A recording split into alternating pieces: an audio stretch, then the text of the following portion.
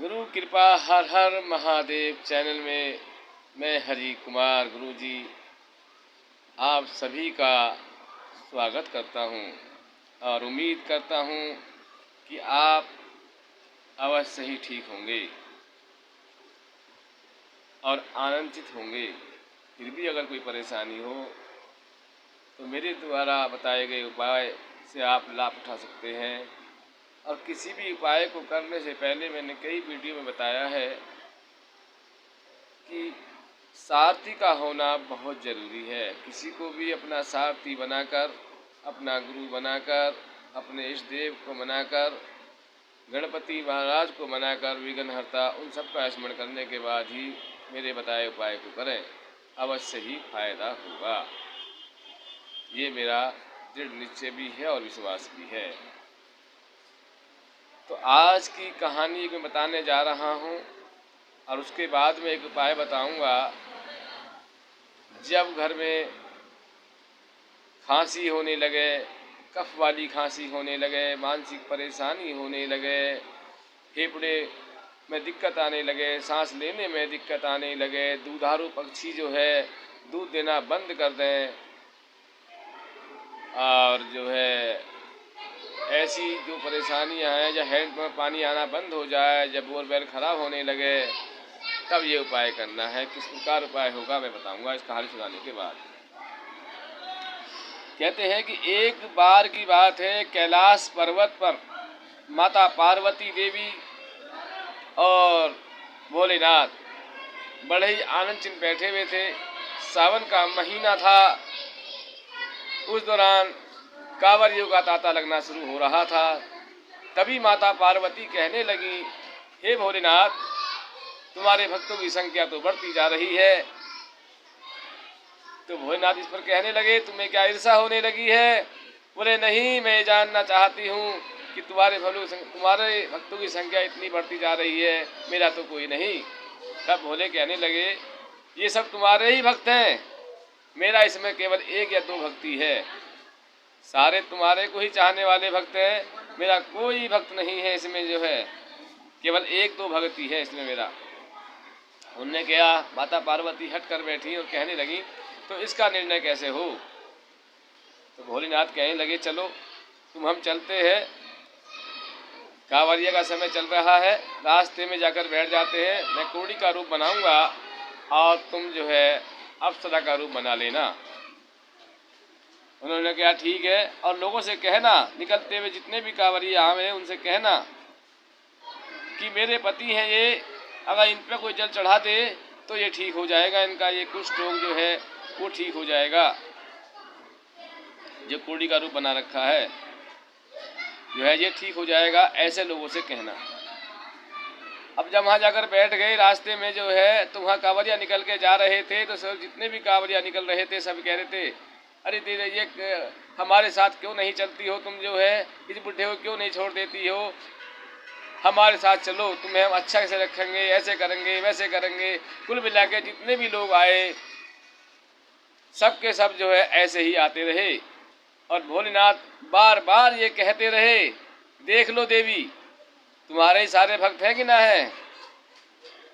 तो माता पार्वती के मन में बड़ा अचंभा होने लगा कि भोले शंकर ने जो कहा वो सत्य है। अब थोड़ी देर बाद फिर एक भक्त और आया, उसने कहा, हे माते, इन्हें क्या परेशानी हो रही है? तब माता पार्वती ने उसे बताया कि ये मेरे पति हैं, ये कोढ़ी हो गए हैं, अगर कोई कांवरिया इन पर जल चढ़ा दे तो ये ठीक हो जाएं। लेकिन कोई भी कांवरिया इन पर जल चढ़ाने के लिए, अपने जल को चढ़ाने के लिए तैयार न हो सका। तब वो कहने लगा, हे माते, मैं अपना जल चढ़ाऊंगा इन पर, अगर ये भी जल चढ़ाने से ठीक हो जाते हैं तो उसने अपनी जो है कांवर में जल निकाला और भोले शंकर पर चढ़ाने के लिए डाल दिया। तब भोले शंकर का जो है असली रूप आ गया, अपने रूप में आ गए, इंसानी रूप में आ गए। तब उन्होंने कहा, देख लो भाग्यवान, मैंने क्या बताया था, मेरा तो ये केवल एक ही भक्त आया है, सुबह शाम हो गई है, और बाकी सारे भक्त तुम्हारे ही थे। तो इस कहानी से हमें ये सीख मिली कि इंसान के अंदर भक्ति नहीं, बेतमीजी ज़्यादा है। और सच्चे मन से, सच्चा जो मन था जल चढ़ाने का, केवल एक जने का ही था, बाकी तो सब लफंगे ही रहे। तो इसीलिए सच्चे मन से कांवर लानी चाहिए, सच्चे मन से काम करना चाहिए, वो ही कांवर सार्थक होती है, वही जल सावत होता है, कोई भी हो जाए।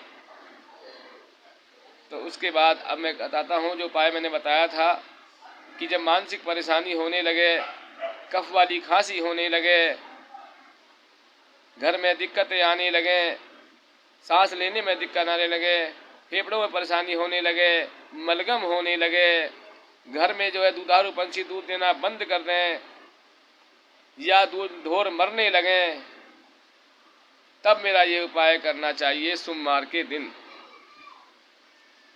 उपाय क्या है?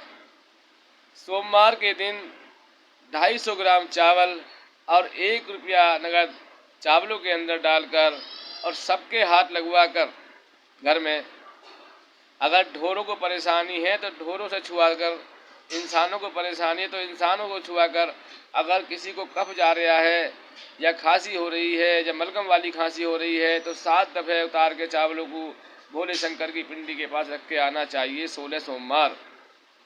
अवश्य ही फ़ायदा होगा।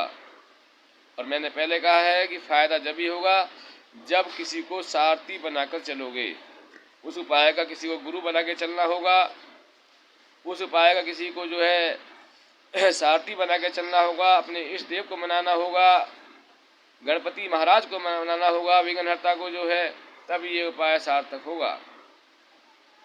उसके बाद मैं फिर बताऊंगा उपाय। अगर जो है किसी के घर में कोई परेशानी, जैसे कि जो है घर में उपद्रव मचा हुआ है, बच्चे कहना नहीं मानते हैं, सुख शांति नहीं हो रही है, या फिर ये कहो कि दुनिया भर की अजीब गरीब परेशानी घर में आती रहती हैं, इन सब का छुटकारा पाने के लिए और सुख शांति के लिए, बच्चे कहना नहीं मानते हैं, कोई कुछ कह रहा है, कोई कुछ कह रहा है, आपस में भिड़ंत हो रही है, इन सब कुछ रोकने के लिए कल मैं एक उपाय और बताऊंगा, उसे ध्यान से सुनना और ध्यान से करना। जय बाबू राम गुरुदेव की। कल बताऊंगा मैं एक और उपाय इसी के बदले कि सुख शांति के लिए कैसे हो और क्या करना चाहिए। जय बाबू राम गुरुदेव।